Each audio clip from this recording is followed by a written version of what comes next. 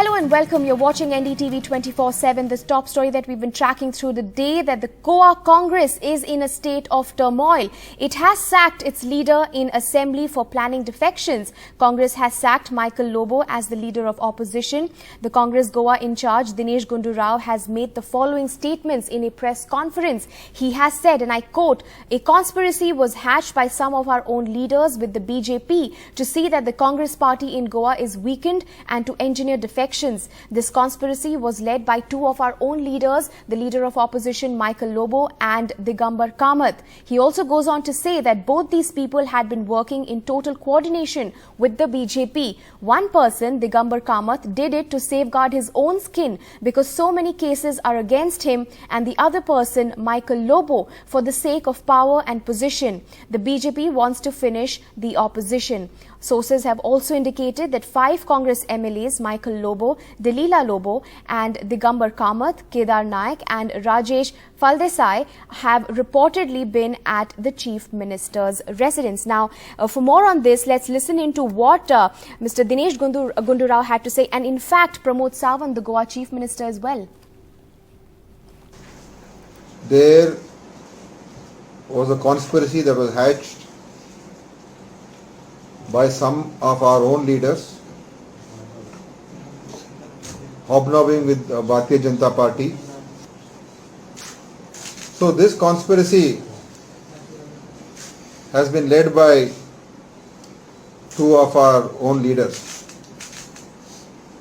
One is the leader of our legislature party, Mr. Michael Lobo, and the other, our former Chief Minister, Mr. Digambar Kamat. These are the same people. I remember Mr. Digambar Kamat in front of the temple, in front of the mosque, in front of the church, swearing that he will, along with all our other candidates, promising in front of the gods that we will not defect, we will not leave the Congress. Whatever happens, we will be loyal to the Congress party. We have brought this to the notice of our High Command, and we will be taking action against them. Mr. Michael Lobo is immediately removed from the position of the Congress Legislature Party. Sir चार काँग्रेसीचे आमदार तुमच्याकडे भितर आशिल्ले sir कितें discussion कोणाकडे तुमच्याकडे म्हाका मेळपाक खूप जाण येता ना पूण आयज जेन्ना सगळीकडे डेव्हलपमेंट कितें जाला डेव्हलपमेंट सगळे जाण मेळपाक येता सातत्यान कशें न्हू मायकल लोबो कित्याक गेलो ऑपोजिशन लिडर तो काय म्हाका खूप जाण मेळपाक येता ऑपरेशन लोटस फेल जालें काय हांव तुका पळय फाल्यां असेंब्ली आसा वेगवेगळ्या विशयाचेर वेगवेगळे लोक येत आसतात पूण तुमी हांव म्हाज्या असेंब्लीच्या कामात बिजी आशिल्लो न्हू ते बीजेपीन येवपाचे आशिल्ले अशें आसलें न्हू पळय म्हाका आत्ताच्या घडीक असेंब्ली इज माय प्रायोरिटी. हांव असेंब्लीच्या कामाच्या गडबडीत आसा. असेंब्लीच्या कामाची तयारी सुरू आसा. ओके कितले जाण येयले फाल्यां सकाळची असेंब्लीची तयारी हांव दीस पर्यंत करतालो. फाल्यां सकाळचे क्वेश्चन्स आनी हे ते ह्या बाकी सगळ्या विशयाचे मागीर चाललेले. काँग्रेसीन आरोप केला की दिगंबर आणि मायकल तुमकां फितूर आसले. म्हाका कांयच खबर ना. ते खरें ते तशे फितूर आसले हे खरें बिलकुल ना. म्हाका ह्या विशयाचे म्हाका कांयच खबर ना. And in fact, for more on that, Saurabh Gupta of NDTV, tracking the details of that story for us, joins us on the phone line. Saurabh, the assembly starts on Monday, we know that. And how does this turmoil really affect that? What are we likely to see, and will they be joining the BJP? Well, irrespective of how many MLAs join the BJP, the Congress, of course, will still have the leader of opposition position, because that's something that, being the opposition party, the principal opposition party, and even if, let's say, as many MLAs as are in touch go off to the BJP, the Congress will still have its leader of opposition position. Beyond that, this is not the first time the Congress is experiencing something like this in Goa. This is the first time after MLAs have taken oath in front of, religious places of worship, and are still, and if they're still planning defection, then it shows how seriously even, how defections are today, perhaps the game. Part of the game in electoral politics, because all it seems is that everybody wants to be close to the power, nobody wants to be in opposition, irrespective of the ideology or the ticket you get elected on. So at this point, yes, this is something that's not new to Goa. We in 2019 have seen something like this, where the leader of the legislative party, went away with 10 plus MLAs and joined the BJP. Many of them got tickets later from the BJP in 2022 and of course won that election. And now, after that, the Congress of course made all its candidates take those oaths, sign those pledges. But it seems nothing can stop defections in Indian politics. Everybody seems to be drawn to whatever the inducements are. The Congress here on record says huge amounts of money is being offered. Dinesh Gundurao said that in a press conference. But really, it seems that the anti-defection law to have failed to keep defectors at bay, whether Goa, whether it's any other state where these defections are taking place. All right. Thanks very much, Saurabh, for tracking that story very closely and giving us all those updates. We will, of course, be tracking more on that. But let's shift focus to another big story of the Amarnath Yatra, where, remember, there was cloudburst as well. It has been more than 48 hours. Rescue teams are struggling to find dozens of missing passengers that were feared to be buried under mudslide after flash floods hit a camping site right next to the holy Amarnath cave on Friday. Meanwhile, the first video of flash floods has now emerged, showing the passengers or the yatris running for safety as the devastating flood water swept away tents and several people resting there. NDTV's Nazir joins us at the moment with all those details over there. In fact, we are seeing, Nazir, visuals on our television screens, those first visuals that have now emerged of how those passengers and tents really swept away. You are tracking the details of that story. The rescue operations, however, continue. What more can you share with us?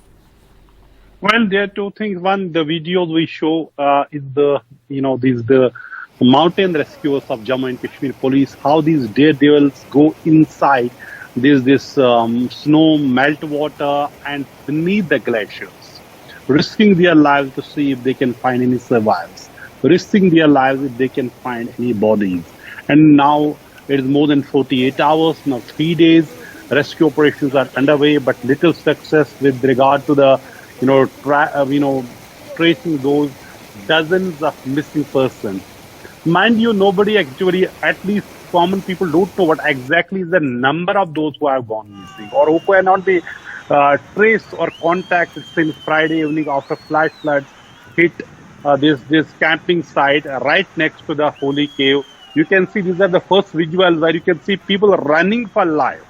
As the heavy flash floods hit this camping site, this tent near the this holy cave, there were hundreds of pilgrims who were resting in these tents when the flash floods come on Friday evening, and then you can see in these visuals how they are running for life, running for the safety as well. So on one hand, we see rescue missions, be it from the army, Jammu and Kashmir police, as we showed. They are going beneath these glaciers in extremely cold water, trying to find if they can find survivors. And also there are army, there's ITBP, BSF, CRPF, NDRF, SDRF, JNK administration. But one important point is, what is the actual number of those who cannot be contacted, who are missing since Friday? What we hear is there have been calls from the desperate families from different parts of the country. They are asking the police control rooms that they have not been able to establish contact with their dear ones. Lieutenant Governor Manoj Sinha today visited, Yatra base camps and said they are trying to resume the Yatra as soon as possible. And he said it's a difficult terrain. But the fact is, people need to know the clarity, what exactly is the magnitude of this tragedy, how many people are still missing. And there we all know 16 people have died. That's confirmed so far. Absolutely, Nazir. In fact, what we know is that at least 16 people have lost their lives in this. But what is absolutely shocking is that we don't know how many have gone missing, but we know that there are several missing in that, and rescue operations continue over there. Thanks very much, Nazir, for joining us with those details. We will now shift focus to Madhya Pradesh now. Heartbreaking visuals from Morena town in Madhya Pradesh has now emerged, shot by a local journalist on Saturday, of an 8-year-old boy, Gulshan, who was seen sitting with the body of his 2-year-old brother Raja while their father Puja Ram Jatav desperately looked for a vehicle to take them home. A story of unspeakable helplessness and apathy. The father had brought his 2-year-old son to the Morena District Hospital nearly 450 kilometers north of Bhopal after being referred there by a local hospital in an ambulance. He was of course suffering with a lot of fluid that had piled up in his body. For more on this, I'm joined by my colleague Anurag Dwari, who has been tracking the details of this story. Anurag, thanks very much for joining with us to share more on this. Extremely shocking and disturbing visuals. It's heartbreaking. What are you picking up from the hospital officials, and what do we know about the father? Sonakshi, you can just see those visuals. That boy is sitting against a wall painted with Swachh Bharat mission message, and in the same position for more than 1.5 hours, covering the body with one hand while using another one to keep buzzing filth flies away from it.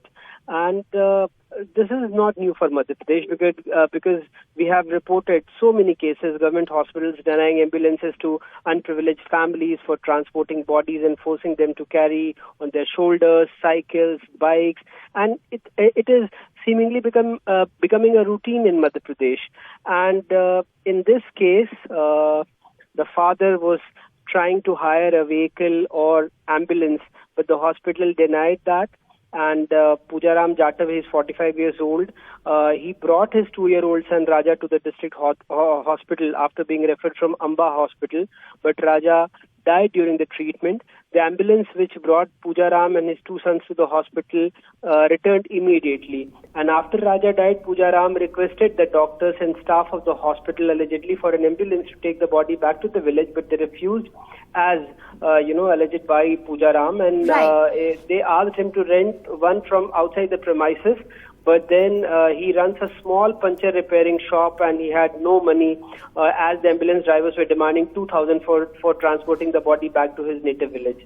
Right. Anurag, just a quick question over there then. Like you mentioned that the hospital refused to provide a vehicle to the father. I'd like to know, why did the hospital deny? Do we know why did the hospital deny? And A, and B, do we know what kind of illness or ailment did that boy have?